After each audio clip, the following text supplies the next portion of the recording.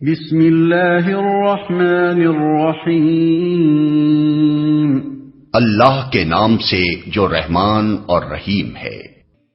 الطلاق مرتان فإمساك بمعروف أو تسريح بإحسان ولا يحل لكم أن تأخذوا مما آتيتموهن شيئا إلا أن يخافا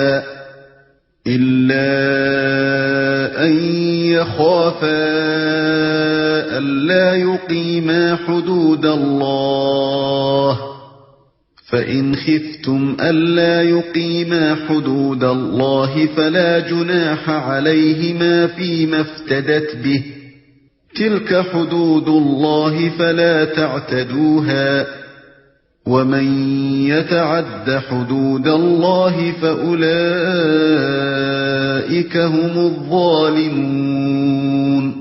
طلاق دو بار ہے، پھر یا تو سیدھی طرح عورت کو روک لیا جائے یا بھلے طریقے سے اس کو رخصت کر دیا جائے، اور رخصت کرتے ہوئے ایسا کرنا تمہارے لیے جائز نہیں ہے کہ جو کچھ تم انہیں دے چکے ہو اس میں سے کچھ واپس لے لو۔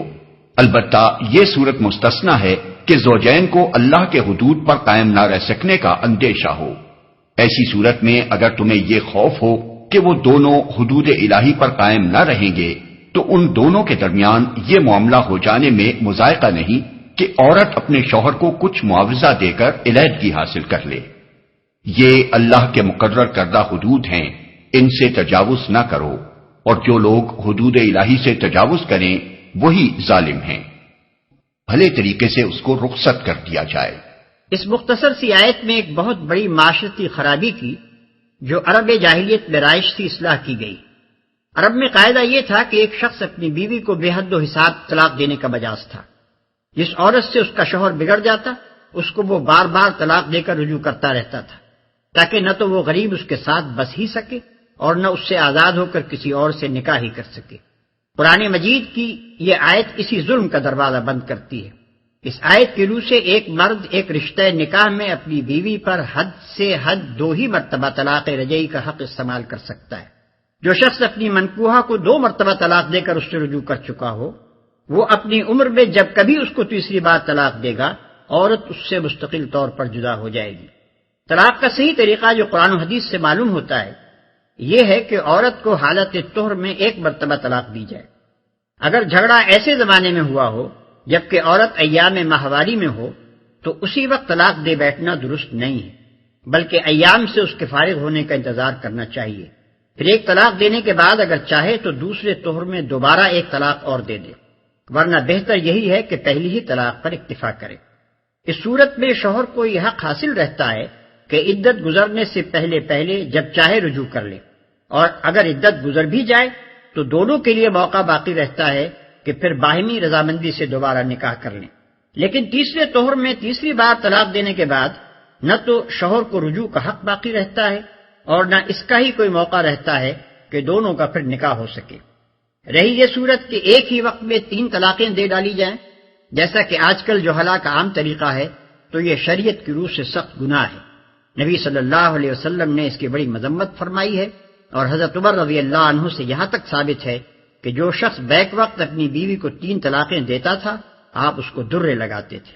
تاہم گناہ ہونے کے باوجود ائمہ اربعہ کے نزدیک تینوں طلاقیں واقع ہو جاتی ہیں اور طلاق مغلظ ہو جاتی ہے۔ اس میں سے کچھ واپس لے لو، یعنی مہر اور وہ زیور اور کپڑے وغیرہ جو شوہر اپنی بیوی کو دے چکا ہو، ان میں سے کوئی چیز بھی واپس مانگنے کا اسے حق نہیں ہے۔ یہ بات ویسے بھی اسلام کے اخلاقی اصولوں کی ضد ہے کہ کوئی شخص کسی ایسی چیز کو جسے وہ دوسرے شخص کو ہبہ یا ہدیہ و تحفہ کے طور پر دے چکا ہو واپس مانگے۔ اس ذلیل حرکت کو حدیث میں اس کتے کے فعل سے تشبیہ دی گئی ہے جو اپنی ہی قے کو خود چاٹ لے، مگر خصوصیت کے ساتھ ایک شوہر کے لیے تو یہ بہت ہی شرمناک ہے کہ وہ طلاق دے کر رخصت کرتے وقت اپنی بیوی سے وہ سب کچھ رکھوا لینا چاہے جو اس نے کبھی اسے خود دیا تھا۔ اس کے برعکس اسلام نے یہ اخلاق سکھائے ہیں کہ آدمی جس عورت کو طلاق دے اسے رخصت کرتے وقت کچھ نہ کچھ دے کر رخصت کرے، جیسا کہ آگے آیت 241 میں ارشاد فرمایا گیا۔ عورت اپنے شوہر کو کچھ معاوضہ دے کر علیحدگی حاصل کر لے۔ شریعت کی اصطلاح میں اسے خلا کہتے ہیں، یعنی ایک عورت کا اپنے شوہر کو کچھ دے دلا کر اس سے طلاق حاصل کرنا۔ اس معاملے میں اگر عورت اور مرد کے درمیان گھر ہی میں کوئی معاملہ طے ہو جائے تو جو کچھ طے ہوا ہو وہی نافذ ہوگا، لیکن اگر عدالت میں معاملہ جائے تو عدالت صرف اس امر کی تحقیق کرے گی کہ آیا فی الواقع یہ عورت اس مرد سے اس حد تک متنفر ہو چکی ہے کہ اس کے ساتھ اس کا نباہ نہیں ہو سکتا۔ اس کی تحقیق ہو جانے پر عدالت کو اختیار ہے کہ حالات کے لحاظ سے جو فدیہ چاہے تجویز کرے اور اس فدیے کو قبول کر کے شوہر کو اسے طلاق دینا ہوگا۔ بالعموم فقہا نے اس بات کو پسند نہیں کیا ہے کہ جو مال شوہر نے اس عورت کو دیا ہو اس کی واپسی سے بڑھ کر کوئی فدیہ اسے دلوایا جائے۔ خلا کی صورت میں جو طلاق دی جاتی ہے وہ رجعی نہیں بلکہ بائنہ ہے، کیونکہ عورت نے معاوضہ دے کر اس طلاق کو گویا خریدا ہے، اس لیے شوہر کو ہی حق باقی نہیں رہتا کہ اس طلاق سے رجوع کر سکے۔ البتہ اگر یہی مرد و عورت پھر ایک دوسرے سے راضی ہو جائیں اور دوبارہ نکاح کرنا چاہیں تو ایسا کرنا ان کے لیے بالکل جائز ہے۔ جمہور کے نزدیک خلا کی عدت وہی ہے جو طلاق کی ہے، مگر ابو داؤد، ترمذی اور ابن ماجہ وغیرہ میں متعدد روایات ایسی ہیں جن سے معلوم ہوتا ہے کہ نبی صلی اللہ علیہ وسلم نے اس کی عدت ایک ہی حیض قرار دی تھی، اور اسی کے مطابق حضرت عثمان رضی اللہ عنہ نے ایک مقدمے کا فیصلہ کیا۔